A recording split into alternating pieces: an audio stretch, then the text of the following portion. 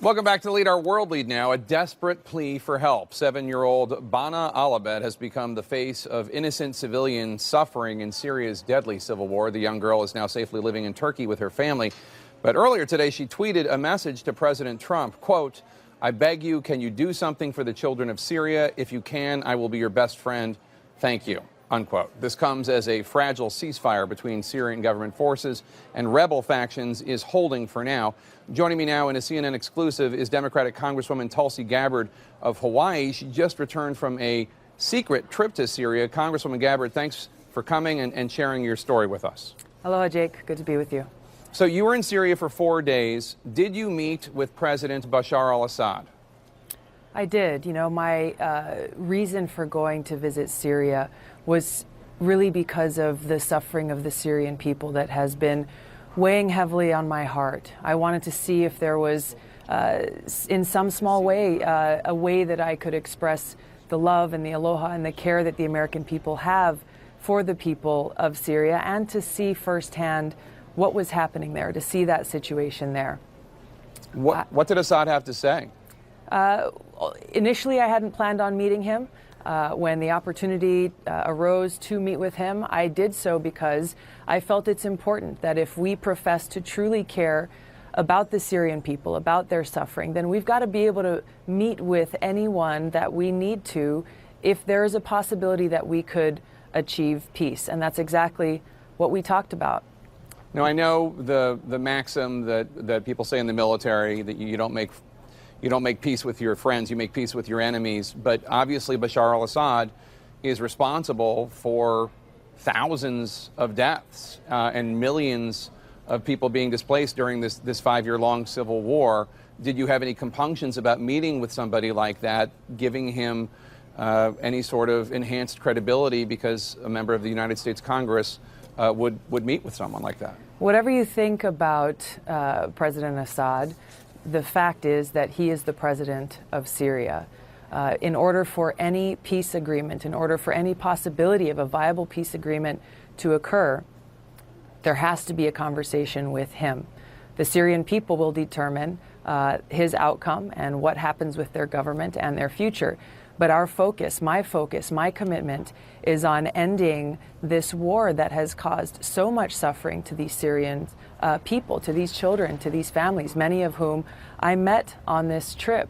It's important for us to stay focused on doing what is in their best interest and what is in our best interest, and doing what it is necessary to make that happen.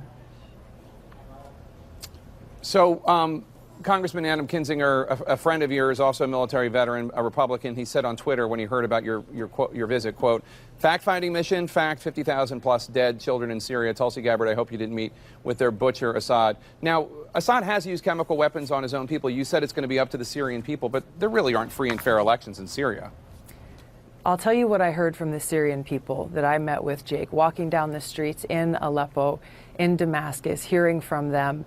They expressed happiness and joy at seeing an American walking through their streets, but they expressed a question. They said, why is it that the United States, its allies and other countries are providing support, are providing arms to terrorist groups like al-Nusra, al-Qaeda, Arar al-Sham, ISIS, who are on the ground there raping, kidnapping, torturing, and killing the Syrian people, children, men, women, people of all ages. They asked me, why is the United States and its allies supporting these terrorist groups who are destroying Syria when it was al-Qaeda who attacked the United States on 9/11, not Syria? I didn't have an answer for them. Obviously, the United States government denies providing any sort of help to the terrorist groups that you're talking about. They say they provide help for the rebel groups. Tell us more about... The reality is, Jake, the reality is, and I'm glad you brought up that point, because this is an often talked about thing by people like Adam Kinzinger and others saying, well, we've got to support the moderate rebels. Every place that I went, every person that I spoke to, I asked this question to them. And without hesitation, they said, there are no moderate rebels. Who are these moderate rebels that people keep speaking of? Regardless of the name of these groups, the strongest fighting force on the ground in Syria is al-Nusra or al-Qaeda and ISIS. That is a fact. There's a number of different other groups. All of them essentially are fighting alongside, with, or under the command of the strongest group on the ground that's trying to overthrow Assad. The Syrian people recognize, and they know, that if President Assad is overthrown, then al-Qaeda, or a group like al-Qaeda that has been killing Christians, killing people simply because of their religion or because they won't support their terror activities, they will take charge of all of Syria. This is the reality that the people of Syria are facing on the ground, and why they are pleading with us here in the United States to stop supporting these terrorist groups. Let the Syrian people themselves determine their future, not the United States, not some foreign country. And we've been showing video of your trip, from your trip. In the minute we have left, tell us the most striking image you have from your visit to this war-torn region.